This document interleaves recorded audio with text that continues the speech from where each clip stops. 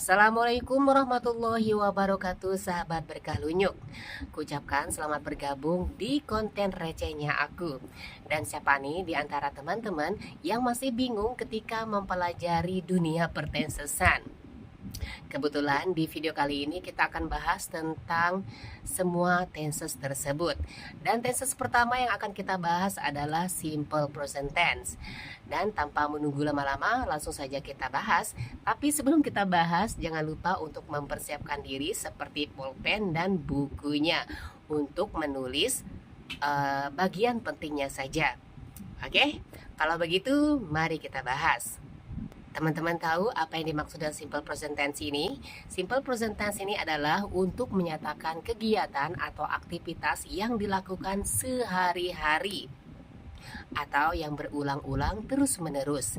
Intinya, apabila suatu kegiatan atau aktivitas yang dilakukan sehari-hari atau berulang-ulang terus-menerus, maka tenses yang akan kita pakai adalah simple present tense. Dan adapun cara pembuatan kalimat dengan menggunakan simple present tense ini ada dua. Yang pertama adalah kalimat verbal dan yang kedua adalah kalimat nominal. Lantas apa sih yang dimaksud dengan kalimat verbal dan kalimat nominal ini? Mari kita bahas. Yang pertama yang dimaksud dengan kalimat verbal adalah kalimat yang mengandung kata kerja atau yang ada kata kerjanya. Sementara untuk kalimat nominal adalah kalimat yang tidak ada kata kerjanya. Dan untuk memudahkan teman-teman ketika mau membuat kalimat dengan menggunakan verbal dan nominal ini, teman-teman harus benar-benar paham dan hafal rumus yang mereka pakai. Maksud saya yang verbal dan nominal pakai. Kalau begitu, mari kita bahas satu persatu.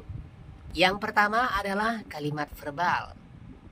Seperti yang saya jelaskan tadi, yang dimaksud dengan kalimat verbal adalah kalimat yang mengandung atau yang ada kata kerjanya. Dan adapun rumus untuk membuat kalimat dengan menggunakan kalimat verbal tersebut adalah apabila kalimatnya positif atau berita, maka rumus yang kita pakai adalah subjek plus verb 1 s atau es plus objek. Ini untuk kalimat positif atau kalimat berita.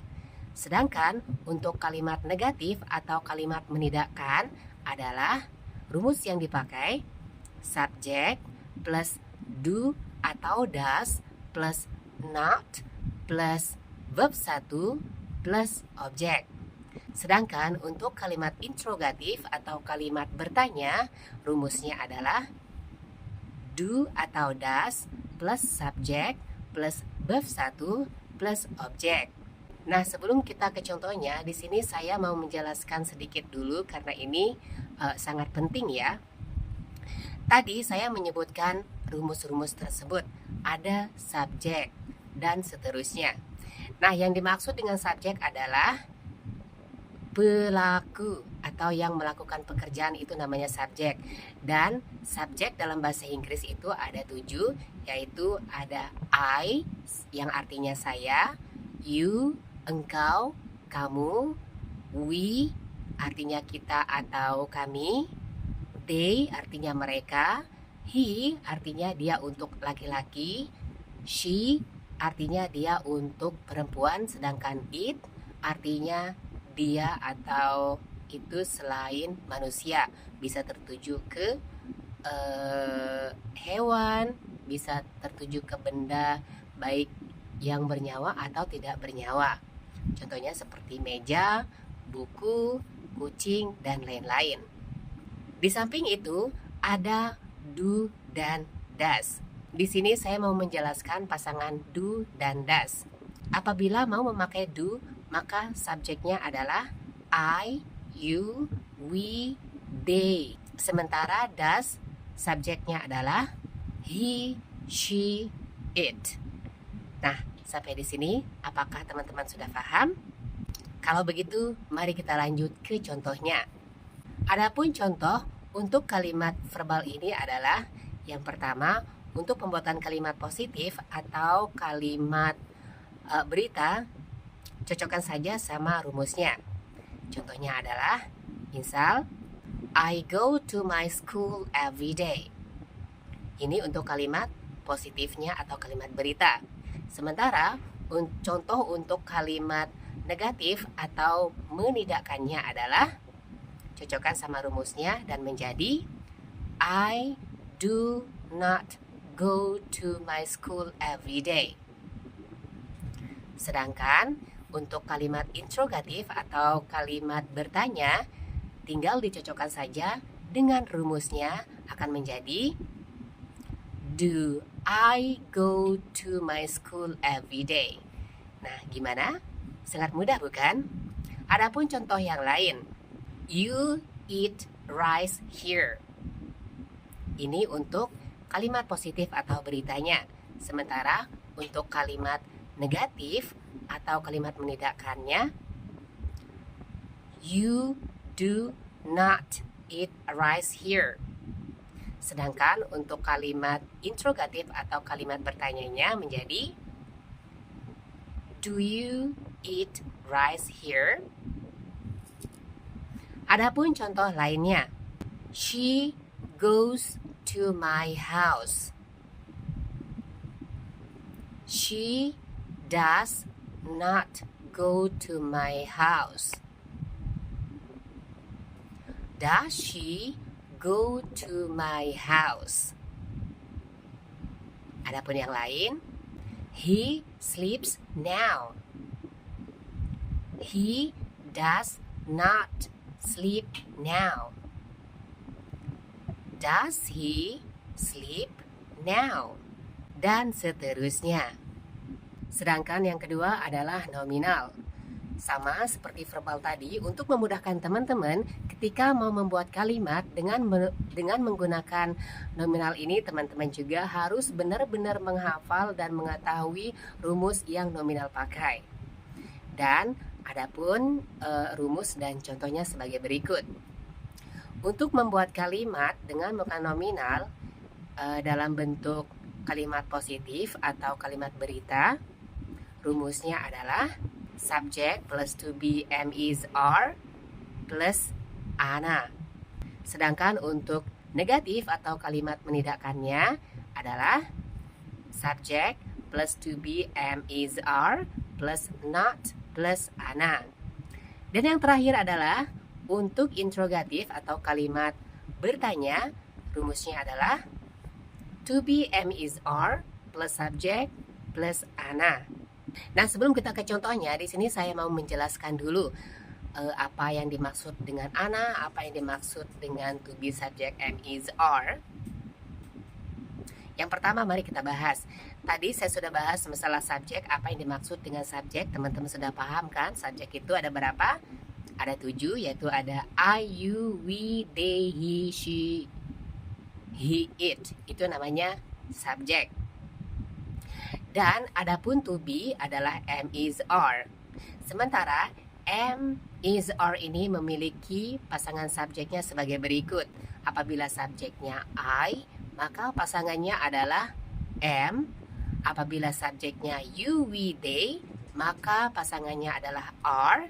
Sedangkan apabila subjeknya he, she, it, maka subjeknya adalah is. Dan adapun untuk ana sendiri, ini adalah singkatan ya guys ya. Singkatan a itu adalah adjektif, kata sifat. Sedangkan n itu adalah noun, kata benda. Sedangkan a yang terakhir adalah adverb, yaitu kata keterangan. Jadi saya singkat saja menjadi ana. Oke, sampai di sini paham? Kalau begitu, mari kita lanjut ke pembuatan contohnya. Apabila teman-teman sudah menghafal rumus tersebut untuk kalimat nominalnya. Adapun contoh untuk kalimat positif dalam bentuk nominal adalah apabila kalimatnya positif atau kalimat berita, contohnya adalah I'm a teacher.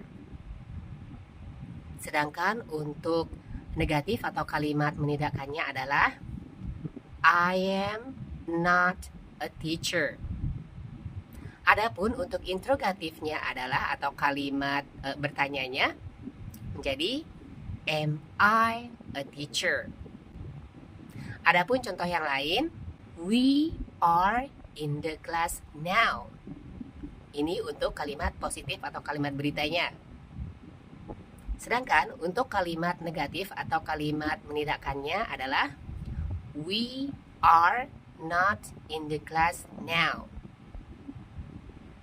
Dan yang terakhir untuk interrogatif atau kalimat bertanyanya adalah menjadi are we in the class now?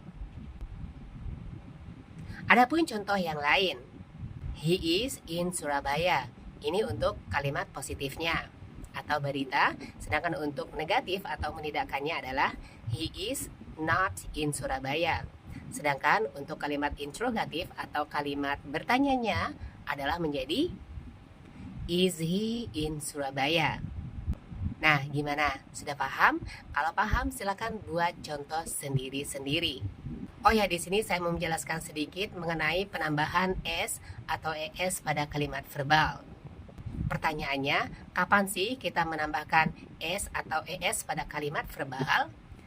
Perlu teman-teman ingat, apabila subjeknya orang ketiga tunggal, yaitu he, she, it, ketemu dengan kata kerja, yang mana akhir huruf kata kerjanya ini ada S, SH, CH, X, Z, Y, dan O, maka ini yang ditambahkan ES pada kalimat positif atau kalimat berita di kalimat verbal. Sementara untuk penambahan S, apabila orang ketiga tunggal yaitu he, she, it bertemu dengan kata kerja yang mana akhir huruf kata kerjanya itu tidak ada S, SS, SH, CH, X, Y, Z, dan O, maka cukup kita menambahkan S saja.